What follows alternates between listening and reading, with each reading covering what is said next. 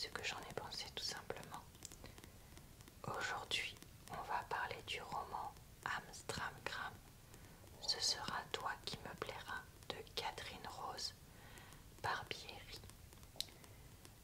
Si vous souhaitez voir ou revoir d'autres vidéos de ce type que j'ai faites par le passé, n'hésitez pas à regarder en barre d'informations, commentaires épinglés ou dans le i en haut de l'écran, puisque j'aurai pris soin de mettre le lien vers d'autres vidéos que j'ai déjà faites, et vous pourrez les retrouver aussi dans ma playlist Booktube si cela vous tente.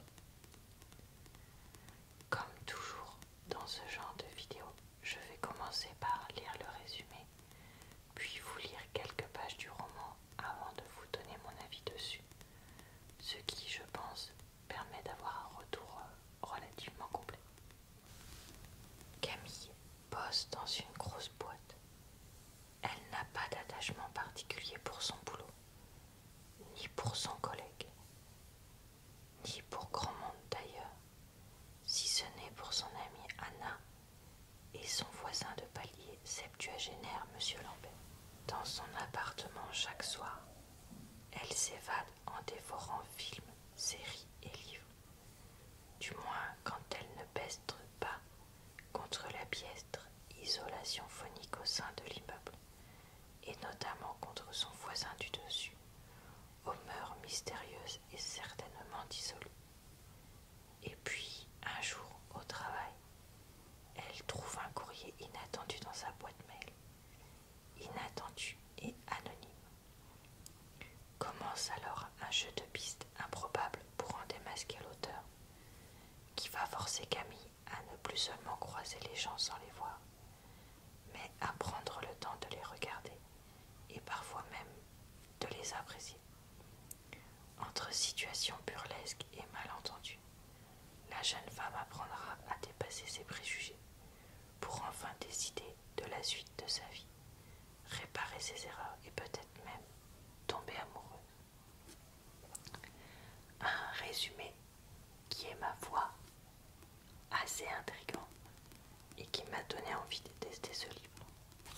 Le message, long de quelques lignes noires sur fond blanc, palpite devant elle sur l'écran de son ordinateur.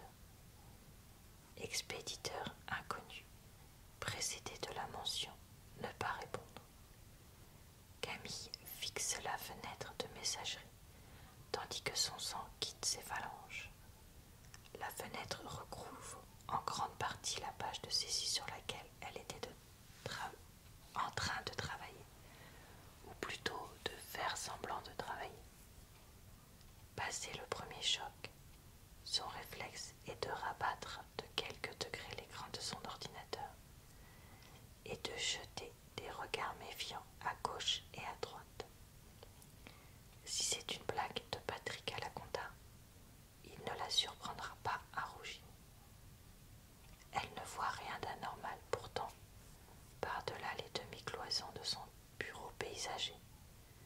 Ses collègues ont presque tous les yeux rivés sur leur écran, à part Odette qui farfouille dans son tiroir la version pré-internet du Si, je travaille là, et Julie qui a rejeté les épaules et la tête en arrière, ramené ses deux bras sur son front et fermé les yeux pour sa pause yoga quotidienne qui aurait, d'après elle, des bénéfices incomparables sur sa productivité. On entend le tapotis des touches d'ordinateur qu'on enfonce à tout va, les soupirs là qui annoncent la pause café imminente, et le froissement des pages de données qu'on a cessé de manipuler avec soin il y a belle lurette, genre à la fin de sa semaine d'essai. En tendant l'oreille, on discernerait presque le bruit mouillé qu'émet systématiquement Jean-Claude quand il lèche son index avant de tourner les pages de son listing de prix. Ce bruit est aussi difficile à entendre pour Camille que le geste est insoutenable à contempler. Un regard vers lui confirme que c'est précisément ce qu'il est en train de faire. Ah, allez, et que je te sors la langue, et que je te passe le doigt dessus, et que je te le fourre sur la feuille avant de la tourner. Perc, perc, perc, perc, perc. Chassant cette vision d'horreur, Camille se ressaisit. Fermez le message, vite, avant qu'un abruti ne passe derrière elle et ne se fasse un plaisir de commenter à voix haute la teneur de son courrier. C'est forcément une blague de Patrick ou d'un autre lourdeau comme lui, Michel peut-être. Il n'arrête pas de lui dire avec un œil goguenard que c'est fini la mode des jupes de gitane, qu'on est revenu à la mini-jupe des années 1960, voire aux mini-shorts, au cas où elle ne soit pas au courant. Franchement, les leçons de mode d'un pervers de 58 ans, nostalgique de l'époque où il avait encore des cheveux, ça fait froid dans le dos. C'est quoi ce message, Camille? Oh non, la voix de Rita est déjà amusée. Camille ferme la fenêtre aussi calmement que possible, puis se tourne vers Rita à l'air de rien. Pardon. Surtout, prendre un air détaché, sourire. C'est ton amoureux, demande sa collègue sur le ton de la blague. Pas le temps de lui répondre. Le regard de Rita vient déjà de changer d'expression. Elle a un déclic. Tain chéri. La surprise qui émerge dans l'intonation montante de cette question fait à Camille l'effet d'une langue de belle-mère qu'on lui aurait déroulée à 3 centimètres de l'oreille avant de lui crier « Bonne année Camille !» Parce que pour bien commencer une nouvelle année, il faut toujours perdre quelques décibels d'audition. C'est la règle. En plus de révéler son excitation toute malsaine à l'idée de s'être peut-être dégoté un ragot croustillant, l'intonation de Rita dit aussi la chose suivante. Sans rire Camille, toi, avec un mec, ben c'est la meilleure. Au bureau, ils ont tous l'air de croire qu'elle est lesbienne ou abstinente. Camille ne sait pas ce qu'elle a fait pour leur donner cette impression. Elle ne parle jamais de sa vie privée. Est-ce pour cela que ses collègues se sentent obligés de lui en inventer une? Alors, qu'ai-je donc pensé de ce roman? Eh bien, à ma grande surprise, je l'ai vraiment bien aimé. C'est une histoire qui est très bien écrite. Je ne sais pas si vous l'avez vu au début, voilà, que je vous ai lu. Mais vraiment, il y a une qualité d'écriture certaine dans ce roman. Le personnage de Camille est très attachant, avec voilà, une histoire personnelle qui explique qu'elle a mis un peu de distance entre le monde et elle, mais en même temps qu'elle ne soit pas complètement isolée, paraît réaliste. Comment elle va petit à petit s'ouvrir suite à cette histoire de mail anonyme et comment ça va un peu chambouler sa vie, mais tout en restant quand même crédible. Bref, vraiment bien. Alors, on va pas se le cacher, hein, avec une couverture pareille, etc. Oui, c'est une romance. Après, je vous dirai pas du tout qui, que, quoi, comment. Pour vous laisser la surprise. Mais c'était pas une romance gnangnan ou comment dire lourde.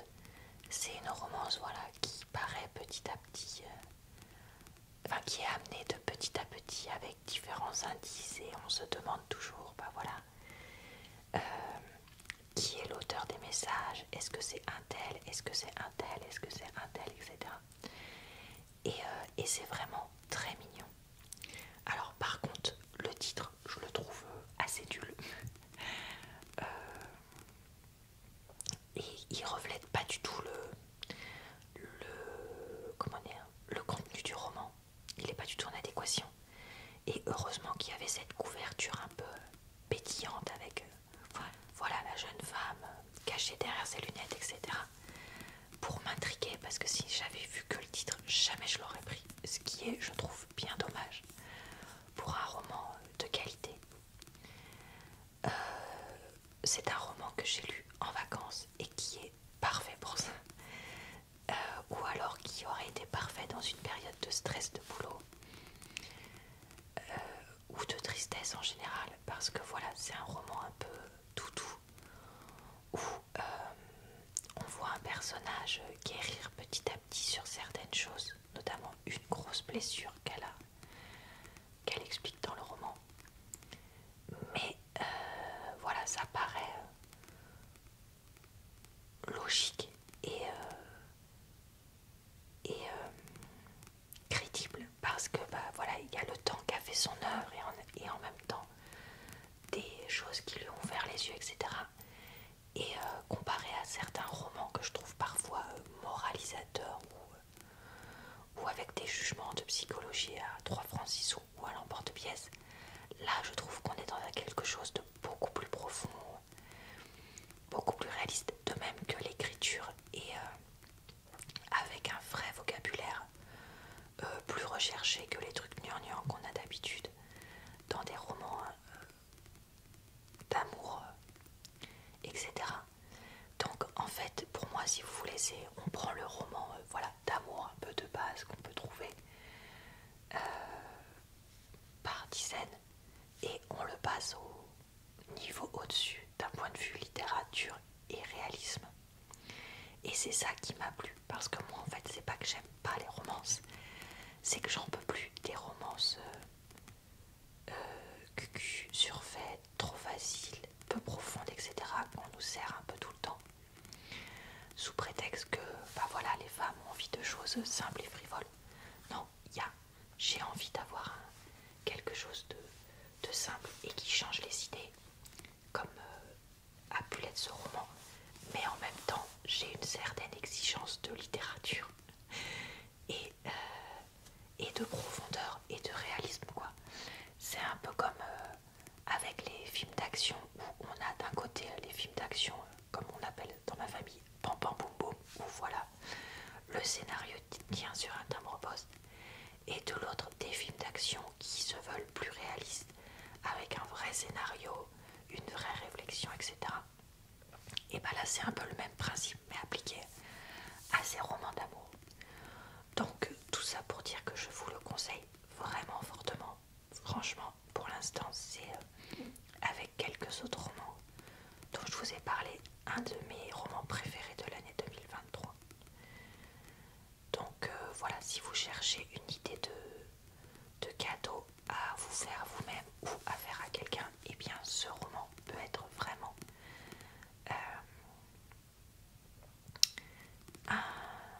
à mettre. Voilà, tout simplement. J'arrive pas à trouver de fin de phrase, mais celle-là suffira. Donc voilà. Et dernière petite chose, pardon, avant de conclure, c'est que le roman se passe à Lyon. Et ayant vécu 7 ans à Lyon en tant que jeune adulte, et bien pour une fois, je connaissais la ville vraiment suffisamment dans laquelle se passait le roman. Du coup, ça m'a fait un petit bonus pour moi. Voilà, et bah écoutez, j'espère que cette petite vidéo vous a plu, relaxé et diverti, et que ça a pu vous aider pour vos avis de livres. Je vous souhaite une bonne soirée, une bonne nuit ou une bonne journée. Je vous retrouve tous les jours pour de nouvelles vidéos sur cette chaîne, sauf le mercredi. Et le mercredi, c'est le jour où je poste sur ma chaîne secondaire, puisque j'y poste une vidéo par semaine. Tous les liens seront bien sûr en barre d'informations. N'hésitez pas à revenir le lundi si vous aimez